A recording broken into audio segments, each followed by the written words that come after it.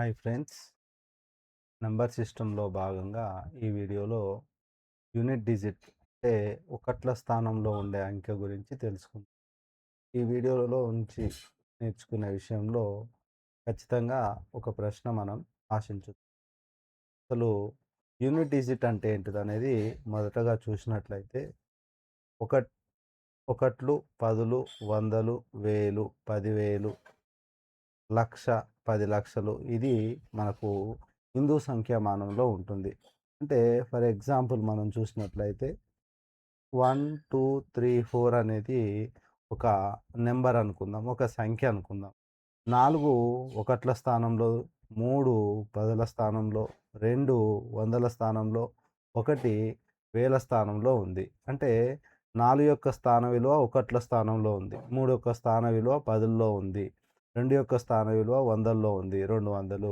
ఒకటో స్థానం విలువ అనేది 1000 అంటే 1000. ఇలా ఒకట్ల స్థాన విలువ అనేది గుణించినప్పుడు మరియు కూడినప్పుడు మరియు ఘాతాలలో 0 నుంచి 9 వరకి అంటే మొత్తంగా 10 అంటే 0, 1, 2, 3 అండ్ సో ఆన్ 9 వరకి వాడి ఘాతాలు తీసుకున్నప్పుడు ఘాతాలంటే 1 పవర్ 1 పవర్ 1 1 ఘాతం 1 లేదంటే 1 ఘాతం 4 ఇలా తీసుకుంటే ఎలా మారుతుంది? 2 ఘాతం 1 ఉన్నప్పుడు ఎట్లొస్తుంది? 2 ఘాతం 2 ఉన్నప్పుడు ఎట్లా వస్తుంది?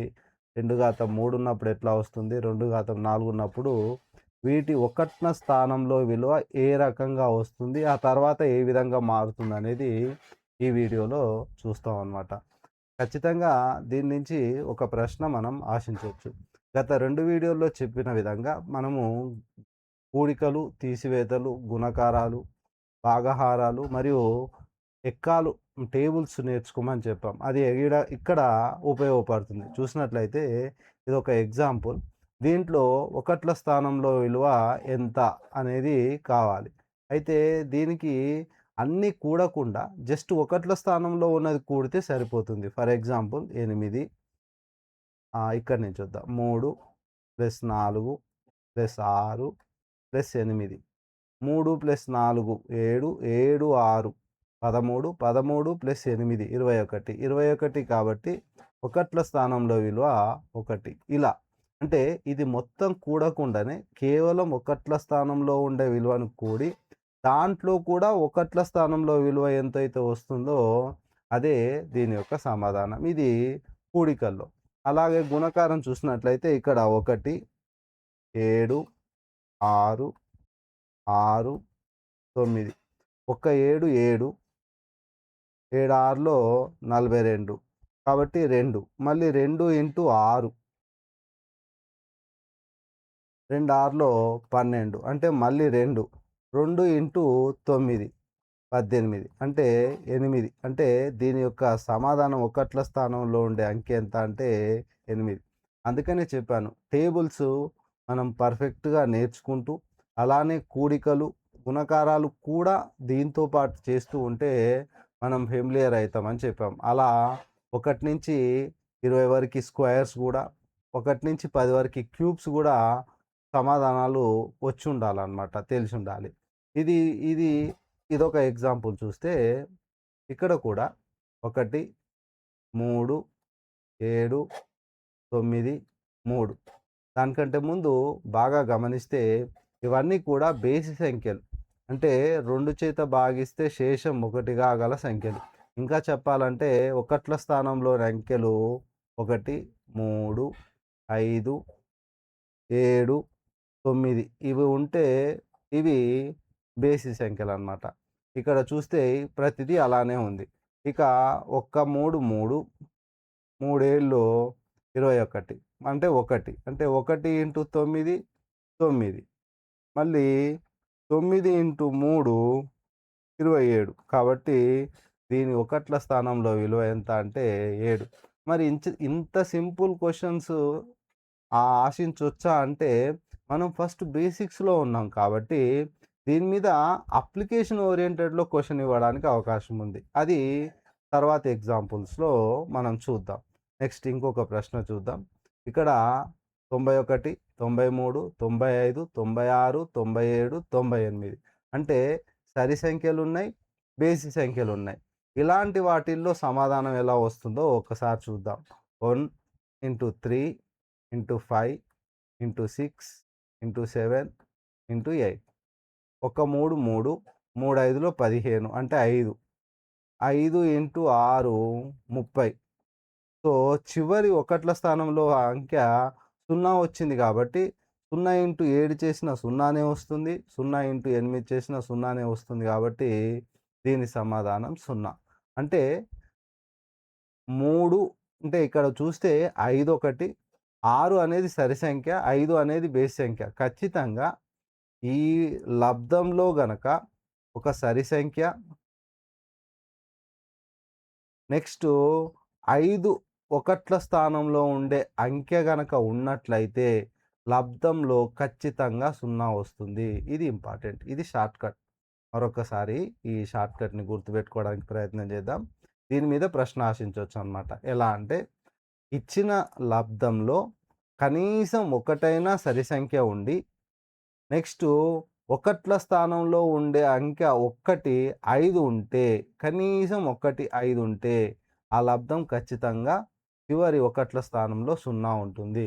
ఇక ఇక్కడ చూస్తే 5, 6, 0 ఆల్రెడీ 0 ఉంది కాబట్టి వీటి లబ్దం ఒకట్ల స్థానంలో 0 ఉంటుంది. 0 లేకపోయినా ఒకవేళ 5, 5 6లో 30. కాబట్టి 30 అనేది 0 ఒకట్ల స్థానంలో ఉంది కాబట్టి ఖచ్చితంగా 0 వస్తుందనమాట. ఇది. ఇలాంటి వీడియోలు ప్రతిరోజు చేయడానికి ప్రయత్నం చేస్తాను. ఇలాంటి వీడియోల కోసం నా ఛానల్‌ని సబ్స్క్రైబ్ చేసుకోండి. ఇప్పుడు అప్లికేషన్ ఓరియెంటెడ్‌లో క్వెషన్ చూస్తాం అన్నాం కదా! ఇక్కడ చూస్తే అన్నీ బేసి ప్రధాన సంఖ్యల లబ్దం. ముందు బేసి ప్రధాన సంఖ్యలు ఏంటివి? 3, 5, 7, 11, 13, 17. అయితే పొరపాటున గనక 9 రాయకండి. 9 అనేది ఇది సంయుక్త సంఖ్య. అంటే ఏంటంటే ప్రధాన సంఖ్యకి 1 మరియు అదే సంఖ్య కారణాంకాలుగా ఉంటాయి. కానీ 9కి 1 ఉంటుంది, 3 ఉంటుంది, 9 ఉంటుంది. అంటే 2 కంటే ఎక్కువ కారణాంకాలుంటాయి. అంటే ఇవన్నీ కూడా 9ని నిశ్శేషంగా భాగిస్తాయి. అంటే ఏ సంఖ్యలైతే ఒక సంఖ్యను నిశ్శేషంగా భాగిస్తాయో వాటినేమంటామంటే కారణాంకాలంటాం. 2 మాత్రమే కారణాంకాలుండేవి. అది కూడా 1 మరియు అదే సంఖ్య ఉంటే ప్రధాన సంఖ్యలంటాం. ఇక ఇక్కడ బేసి ప్రధాన సంఖ్యలన్నారు. బేసి అనేది ఎందుకు మెన్షన్ చేసిందంటే, ఒక సరి ప్రధాన సంఖ్య ఉంది. అదే ఏకైక ప్రధాన సంఖ్య 2 అన్నమాట. ఒకవేళ 2 ఉంటే దీంట్లో సమాధానం మారిపోతుంది. ఇంతకుముందుకు చర్చించిన విధంగా. ఇప్పుడు చూస్తే 3 into 5 into 7 into 11 into 13 into 17 into and so on. ఎందుకంటే అన్ని బేసి ప్రధాన సంఖ్యలు అన్నాడు కాబట్టి సో ఆన్. ఇప్పుడు దీనికి సమాధానం ఎలా చేస్తాం? 3 5లో 15.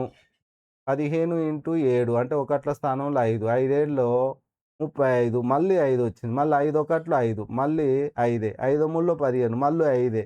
7 ఇంటూ 5 35. అంటే అన్ని బేసి ప్రధాన సంఖ్యల లబ్దంలో చివరి అంకె ఒకట్ల స్థానంలో ఉండే అంకె ఎల్లప్పుడూ కూడా 5. ఇది ఇంపార్టెంట్. ఇలాంటి ప్రశ్నలు మనం ఆశించొచ్చనమాట. ఒకట్ల స్థానంలో అన్ని బేసి ప్రధాన సంఖ్యల లబ్దంలో ఒకట్ల స్థానంలో 5 ఉంటుంది.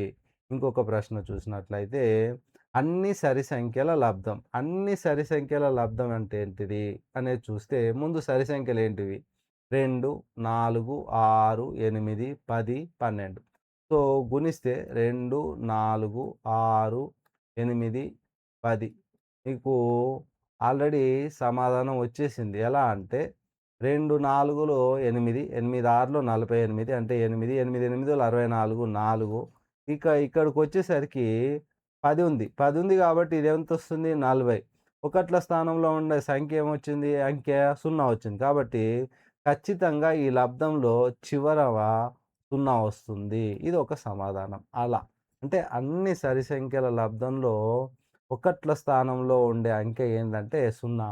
అన్ని బేసి ప్రధాన సంఖ్యల లబ్దంలో ఒకట్ల స్థానంలో ఉండే అంకె ఎంత అంటే 5. ఇది ఇలా గుర్తుపెట్టుకోవడానికి ప్రయత్నం చేద్దాం. నెక్స్ట్ ఇంకా కొద్దిగా అప్లికేషన్ ఓరియెంటెడ్‌లో ఘాతాల గురించి పోదాం. ఘాతాల గురించి పోతంటే, అంటే ఘాతాల యొక్క ఒకట్ల స్థానంలో ఒక అంకె ఎంత? 0కి ఏది చూసుకున్నా అంటే 0ను వదిలేస్తే 0 చివర ఉంటే 0 ఘాతం 1 అనేది ఒకటొస్తుంది. అది వేరే విషయం. కానీ చివర 0 లేకుండా దాని ఘాతాంకం 2 ఉంటే అంటే ఫర్ ఎగ్జాంపుల్ 20 ఉందనుకుందాం. 20 ఘాతం 1 ఉంటే 20 అనేది 0 అనేది ఒకట్ల స్థానంలో ఉంది. అలా గాకుండా 20 ఘాతం 2 అంటే 20 పవర్ 2 అంటే 20 ఇంటూ 20 ఈజ్ ఈక్వల్స్ టు 400. కాబట్టి ఒకట్ల స్థానంలోని అంకె ఎంత అంటే 0. ఒక 0 ఘాతం 1 తప్ప. అది మనం చెప్పలేం కాబట్టి 0 అని చెప్తాం. నెక్స్ట్ 1 ఉంటే 1కి ఏ ఘాతం తీసుకున్నా 1 ఘాతం 2 తీసుకున్నా, 1 ఘాతం 3 తీసుకున్నా, 1 ఘాతం 4 తీసుకున్నా అంటే 1ని 2 సార్లు గుణించినా, 1ని 3 సార్లు గుణించినా, 1ని 4 సార్లు గుణించినా ఆన్సర్ ఒకటే వస్తుంది. ఇది ఇంపార్టెంట్. నెక్స్ట్ 0 ఘాతం ఎంత తీసుకున్నా 0నే ఒకట్ల స్థానం వస్తుంది. నెక్స్ట్ 5 ఒక అంకెలో చివరిది అంకె 0 ఉంటే దాని ఘాతాంకం ఎంత తీసుకున్నా కానీ ఒకట్ల స్థానంలోని అంకె 0 వస్తుంది. ఇదొకటి. నెక్స్ట్ 5. 5 ఘాతం ఎంత తీసుకున్నా గానీ చివరి అంకె 5 వస్తుంది. ఉదాహరణకి 5 స్క్వేర్ అంటే 25. కాబట్టి చివరి అంకె ఎంత? 5. ఒకవేళ 5 క్యూబ్ అంటే 5ని 3 సార్లు గుణిస్తాం. అంటే 125. మళ్ళీ 5. కాబట్టి మార్పనేది 0కి, 1కి, 5కి అలాగే 6కి కూడా ఉండదు. 6 6 స్క్వేర్ అనుకుందాం. 6 36. మళ్ళీ 6తో గుణిస్తే మళ్ళీ 216. మళ్ళీ 6 వచ్చింది. సో, ఇలా మళ్ళీ 6తో గుణిస్తే మళ్ళీ 6 వస్తుంది తప్ప వేరే అంకె రాదు. అందుకని 0, 1, 5, 6 ఈ ఘాతం ఎంత ఉన్నా ఆ అంకె ఒకట్ల స్థానంలో అంకె అదే వస్తుంది. ఇది గుర్తుపెట్టుకోవడానికి ప్రయత్నం చేద్దాం. దీని మీద ఒక ప్రశ్న ఆశించొచ్చు. ఇంకా అలానే 0, 1, 5, 6 కాక ఇంకా 2 అంకెలున్నాయి. ఒకటి 4, ఒకటి 9. వీటిలో ఏమొస్తుందనేది గమనిస్తే 4 ఘాతం 2 అంటే 4 4లో 16 అంటే ఒకట్ల స్థానంలో అంకె 6. నెక్స్టు ఒకవేళ దీన్ని మళ్ళీ 4తో చేస్తే 4 క్యూబ్ అవుతుంది. అప్పుడు 6 4లో 24 అంటే ఏమైంది? 4 అయింది.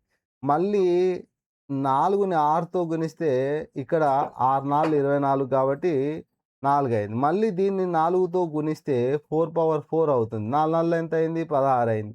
అంటే ఘాతం గనక సరి సంఖ్య ఉంటే ఘాతం గనక ఇది సరి సంఖ్య ఉంటే చివరి అంకె 6.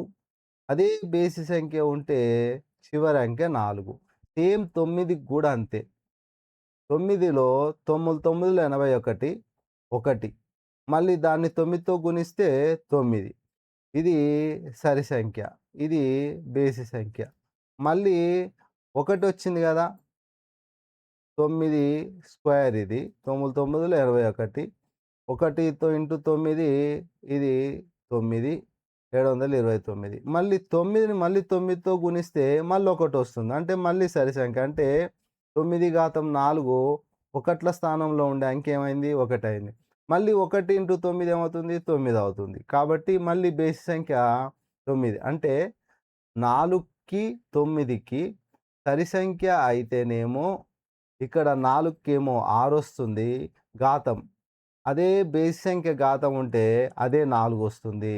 9కి సరి సంఖ్య ఘాతం ఉంటేనేమో 1 వస్తుంది. బేసి సంఖ్య ఉంటే అదే సంఖ్య 9 వస్తుంది. అలా ఇక్కడ చూస్తే ఇది 312 సరి ఘాతాంకం. కాబట్టి దీని సమాధానం ఒకట్ల స్థానంలో ఉండే అంకె ఎంత? 6. ఇక్కడ 123 అనేది బేసి సంఖ్య. కాబట్టి దీని యొక్క ఒకట్ల స్థానంలో ఉండే అంకె ఎంత అంటే 4. సేమ్ అలానే 9కి ఇది సరి సంఖ్య కాబట్టి ఒకట్ల స్థానంలో ఉండే అంకె ఎంత? 1. ఇది 215 9తో గుణిస్తాం కాబట్టి ఇది 9. కాబట్టి ఇది బేసి సంఖ్య. ఇది గుర్తుపెట్టుకోవడానికి ప్రయత్నం చేద్దాం. సో, ఇప్పుడు మనకి ఏమేమి అయిపోయినాయి అంటే ఒకసారి చూస్తే 0 అయిపోయింది, 1 అయిపోయింది, తర్వాత 4 అయిపోయింది, 5 అయిపోయింది, 6 అయిపోయింది, 9 అయిపోయింది. ఇక మిగిలిపోయినయి ఏంటివి అంటే 2, తర్వాత 3, తర్వాత 7, తర్వాత 8. మరి వీటికెలా మారుతుంది అనేది ఇప్పుడు చూద్దాం. ఇది 2, 3, 7, 8. సో, వీటిని ఎలా చేయాలి అనేది ఒకసారి చూస్తే 1, 2, 3, 4 అనేవి వాటి ఘాతాంకాలు. 2 ఘాతం 1 అంటే 2 ఒకట్ల 2, 2 రెండ్లో 4, 2 2 నాలుగులో 8, 8 రెంట్లో 16, 6. మళ్ళీ ఒకవేళ 5 తీసుకుందాం. 2 ఘాతం 5 అంటే మళ్ళీ 2ని 6తో గుణిస్తే ఏమొస్తుంది? 12. అంటే ఏమైంది? తిరిగి యథాస్థానానికొచ్చిందనమాట. మళ్ళీ ఒకట్లకొచ్చింది. సేమ్ అట్నే 3. ఫస్ట్ 3 ఒకట్లో 3 అంటే 3 ముళ్ళు. 3 ఘాతం 1 కాబట్టి 3 వస్తుంది. ముల్లో ముల్లో 9. తర్వాత 9 మూల్లో 27, 7. మళ్ళీ 7 మూల్లో 21, 1. మళ్ళీ ఒక 3, 3. కాబట్టి సేమ్ అదే వచ్చింది. సేమ్ 7, 7కి ఫస్ట్ 7, 7 ఏడులో 49, 9, 9 ఏడులో 63, 3. నెక్స్టు 3 ఏడో మూల్లో 21, 1. ఒక 7, 7 సేమ్ మళ్ళీ అదే అంకె వచ్చిందనమాట. నెక్స్ట్ 8, 8 ఘాతం 8, 8, 8 ఎనిమిదిలో 64, 4 అంటే 4 8లో 32, 2. నెక్స్టు 2 8లో 16, 6. నెక్స్టు 8 6లో 48, 8. ఒకట్ల స్థానంలో అంకె 4 వరకు మారి మళ్ళీ ఐదో ఘాతాంకానికి అంటే ఇది 2 పవర్ 1 అన్నట్టు, ఇది 2 స్క్వేర్, ఇది 2 క్యూబ్, ఇది 2 పవర్ 4, మళ్ళీ 2 పవర్ 5. ఇది కూడా same 3 power 1, 3 power 2, 3 cube, 3 power 4. అంటే ఇది 3, ఇది 9, ఇది 27, ఇది 81. కాబట్టి 1. సేమ్ ఇది కూడా అంతే 7, 7 power 1, 7 square 49, 7 cube 243. So 7 cube 243 కాదు.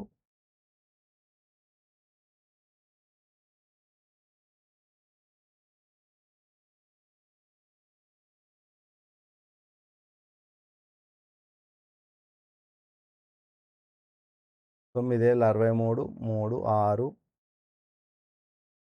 7 4 28,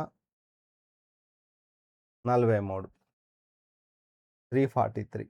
మళ్ళీ 3 వచ్చింది కాబట్టి 3 ఏళ్ళలో 21 కాబట్టి మళ్ళీ ఒకటే వస్తుంది. సేమ్ ఇది కూడా అంతే 8 ఘాతం 1, 8 2 64, 4 8లో 32 మళ్ళీ 2 వస్తుంది చివర. మళ్ళీ 2 8లో 16 కాబట్టి 6 వస్తుంది. మళ్ళీ ఇది గుణిస్తే మళ్ళీ చివరిది వస్తుంది. కాబట్టి దీన్ని ఇలా రాస్తాం అన్నమాట. 4n + 1, 4n + 2, 4n + 3, 4n + 4. ఇలా రాస్తూ ఇవి గుర్తుపెట్టుకోవడానికి ప్రయత్నం చేద్దాం.